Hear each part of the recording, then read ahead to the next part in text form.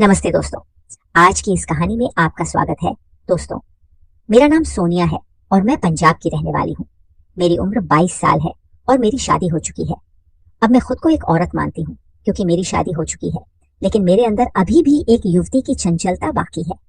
आज भी मैं बच्चों जैसी शरारतें करती हूँ। इसी वजह से चाहे मायका हो या ससुराल, मैं सबकी लाडली हूँ। मेरा मायका बड़ा और संप है, लेकिन मेरा ससुराल छोटा और साधारण है। ससुराल में सिर्फ मेरे पति और मेरे ससुर हैं। मेरे ससुर मेरे पति के सगे पिता नहीं है, बल्कि उनके चाचा हैं। उनकी उम्र 56 साल है, लेकिन वे अभी भी बहुत तंदुरुस्त और उत्साही हैं। मेरे ससुर रिटायर्ड सरकारी टीचर हैं। उनकी शादी के कुछ साल बाद ही उनकी पत्नी का निधन हो गया था। इसके बाद उन्होंने नौकरी से रिटायरमेंट ले लिया और दोबारा शादी नहीं किया। उनके बच्चे भी नहीं, इसलिए वे हमेशा अकेले ही रहे। उनका खर्च, उनकी पेंशन और थोड़ी बहुत खेती की आमदनी से चलता है। ससुर का जीवन बहुत नियमित है। वे सुबह शाम सैर करते हैं, दिन में टीवी देखते हैं या किताबें पढ़ते हैं। मेरे अपने सास ससुर अब इस दुनिया में नहीं है। मेरी शादी से पहले ही मेरी सास का देहांत हो चुका था और शादी के 1 साल बाद ससुर भी चल बसे। इसके बाद से मेरे छोटे ससुर यानी मेरे पति का चाचा हमारे साथ ही रहने लगे। मेरे ससुर अपनी सेहत का बहुत ध्यान रखते हैं। उनके बाल और मूछें भले ही आधे सफेद हो गए हों, लेकिन वे अभी भी आकर्षक लगते हैं। मैंने कभी भी लड़कों से दोस्ती नहीं की थी। कॉलेज में भी मेरी इतनी सख्ती थी कि कोई लड़का मुझसे बात करने की हिम्मत नहीं कर पाता था। मेरी सहेलियों के बॉयफ्रेंड थे। उनके रोमांटिक किस्से सुनकर ही मैं खुश हो जाती थी। जब वे अपने बॉयफ्रेंड के बारे में बातें करती तो मैं चुपचाप सुनती और मन ही मन सोचती कि काश ऐसा कुछ मेरे साथ भी हो। जैसे जैसे मैं बड़ी होती गई, मेरा रूप निखरता गया, मेरा शरीर भी बदलने लगा और मैं देखने में बहुत सुंदर लगने लगी थी। कई लड़कों ने मुझसे दोस्ती करने की कोशिश की, लेकिन मैंने किसी को हाँ नहीं कही। शादी से पहले मुझे रोमांस का कोई अनुभव नहीं था। मैं जो कुछ देखी वह सिर्फ फिल्मों में देखी। कॉलेज के फाइनल ईयर में जाते जाते मेरा रिश्ता तय हो गया। मेरे पति दिखने में बहुत आकर्षक थे। पहले ही मुलाकात में उन्होंने मुझे अपनेपन का एहसास दिलाया। सगाई से शादी तक हम कई बार मिले, लेकिन उन्होंने कभी जल्दबाजी नहीं किया। शादी के बाद मेरी जिंदगी में कई खूबसूरत और यादगार पल आए, लेकिन आज मैं आपको मेरे ससुर और चंपा के बारे में बताना चाहती हूँ। शादी के पहले साल में हम दोनों ने बहुत मजे किए, लेकिन यह घटना मेरे लिए बहुत ही चौंकाने वाली थी। मेरे पति उस समय कम जिम्मेदारियों और कम काम के बोझ के कारण हर रोज समय पर घर आ जाते थे। वह एक कंपनी में सुपरवाइजर थे और शाम के 6:30 तक घर पहुंच जाते थे। तब घर में सिर्फ मेरे ससुर रहते थे। जब मेरे पति हमेशा की तरह शाम को अपने साइड से घूमकर घर आते तो सबसे पहले मुझसे प्यार करना उनका काम होता था। रात का प्यार तो रोज का होता था, लेकिन इसके अलावा भी जब भी समय मिलता हम बस अपने प्यार में डूब जाते थे। 21 साल तक मेरे दिल में जो इच्छाएं दबी हुई थीं, उन्हें शादी से पहले कभी बाहर आने का मौका नहीं मिला, लेकिन शादी के बाद वे सारी इच्छाएं धीरे धीरे बाहर आने लगी कि और मेरे पति ने उन्हें शांत करने के लिए पूरे दिल से प्रयास किया। शादी के बाद मेरा शरीर और भी भर गया था। जब भी मैं आईने में खुद को देखती तो मुझे अपना नया रूप और भी ज्यादा खूबसूरत लगता। मेरे पति भी कहते, सोनिया तुम तो पहले से ज्यादा सुंदर हो गई हो। लगभग हर दिन वह मुझसे प्यार जताते और धीरे धीरे मुझे इसकी आदत हो गई। दिन में जब मैं घर पर अकेली होती तो कई बार मेरे मन में इच्छाएं उठती, लेकिन मैं खुद को काबू में रखने की पूरी कोशिश करती। इसके कारण मैंने मोबाइल पर अलग अलग तरह की फिल्में देखना शुरू कर दी थी, ताकि अकेलेपन में भी मैं अपने मन को संभाल सकूं। जो काम मुझे शादी से पहले स्कूल या कॉलेज में करना चाहिए था, वह सब मैं शादी के बाद करने लगी थी। शाम को जब मेरे पति घर आते तो उनसे ज्यादा उत्सुक मैं रहती थी। मेरी इस उत्सुकता को देखकर वह कहते, क्या हुआ, तुम तो हमेशा तैयार रहती हो। तब मैं हंसकर कहती, शादी से पहले कोई मिला नहीं। 21 साल तक इस आग में जलती रही हूँ। अगर आपने इसे शांत नहीं किया तो कौन करेगा। अब ज्यादा बात मत करो, जल्दी शुरू करो। रात को जब हम एक साथ होते तो मैं कभी अपने पति को किसी खास इच्छा के लिए कुछ कहने का मौका नहीं देती थी। उनकी हर बात को उनसे पहले ही समझकर पूरा कर देती। शादी के लगभग 1 साल बाद मेरे पति का प्रमोशन हो गया और वह अब मैनेजर बन गए। इसके चलते उनका घर लौटने का कोई तय समय नहीं रह गया। सुबह 88:30 पर वह ऑन फिसली निकलते और रात को कभी 10 तो कभी 11 बजे घर लौटते। तब मुझे ऐसा लगता कि मेरे सारे सपने अधूरे रह गए हैं। शाम को मैं तैयार होकर बैठी रहती और तभी उनका फोन आता, आज देर हो जाएगी। ये सुनकर मैं तड़प उठती। कई बार तो मुझे अकेले ही खाना खाना पड़ता था, फिर भी मैंने खुद को क्योंकि उस समय मैंने अपने पति के अलावा किसी और पुरुष के बारे में कभी सोचा भी नहीं था। लेकिन कभी कभी मेरे मन में विचार आता कि पड़ोस के रवि भाई साहब काफी सुंदर हैं, लेकिन मैं जानती थी अगर मैंने ऐसा कुछ किया तो पूरी बस्ती में बदनामी हो जाएगी, इसीलिए मैंने खुद को काबू में रखा। दिन में कई बार मैं रवि जी के घर जाती, क्योंकि उनकी पत्नी मेरी अच्छी सहेली बन गई थी। रवि जी अक्सर अपने बिजनेस के काम से बाहर रहते थे। मैं सुबह घर का नाश्ता तैयार करती, फिर अपने ससुर को नाश्ता देकर फिर रवि जी के घर जाती। वहां 2-3 घंटे बातें करके लौट आती और फिर दोपहर का खाना बनाती। इसी दौरान हमारी घर के सारे काम निपटा कर चली जाती थी।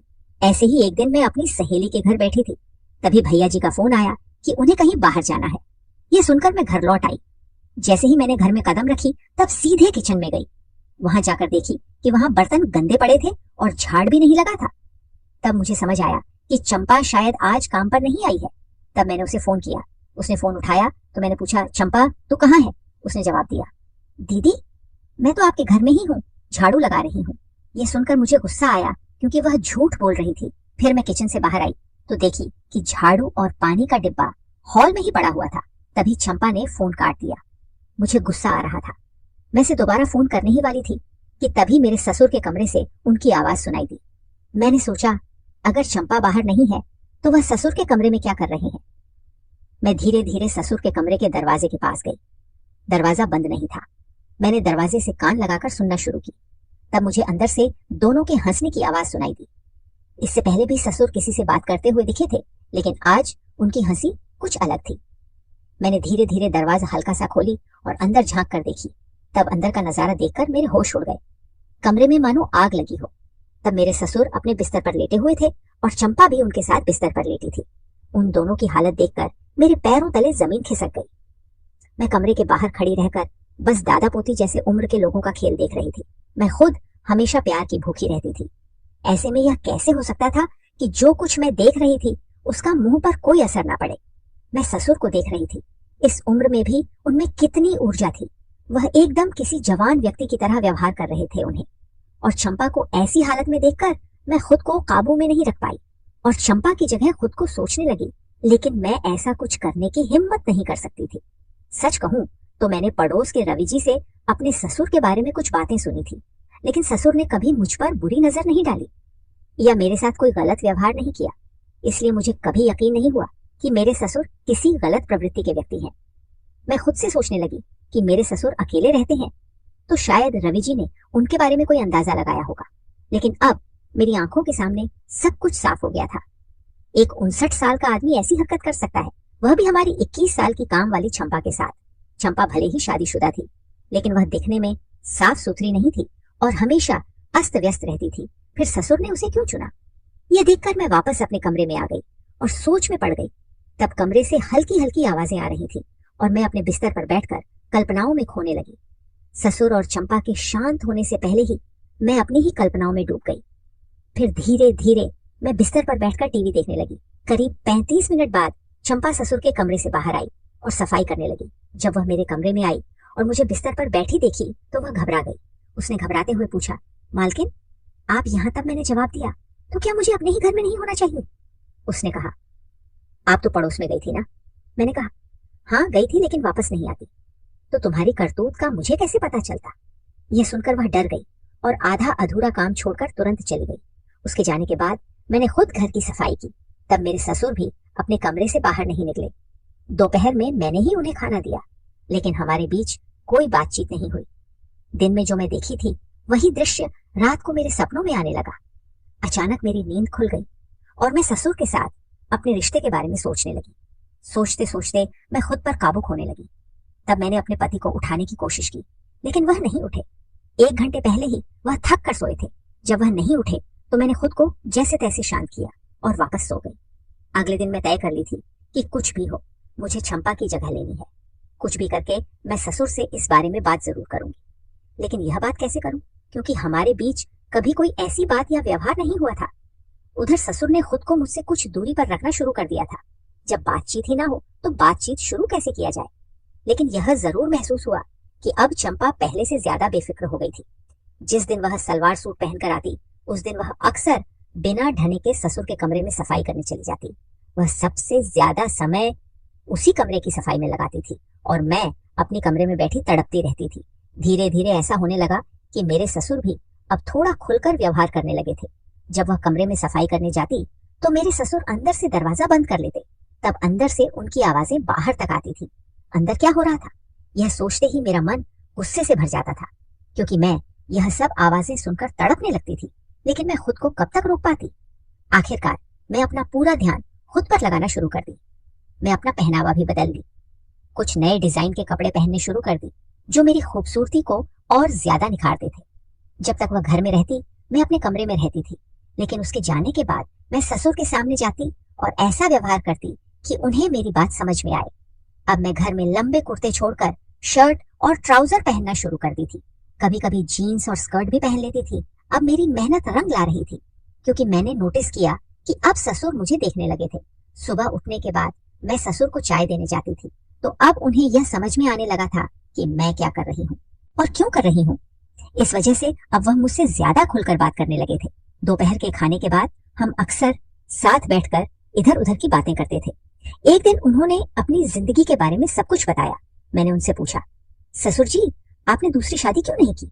उन्होंने जवाब दिया, मुझे कभी जरूरत ही महसूस नहीं हुई।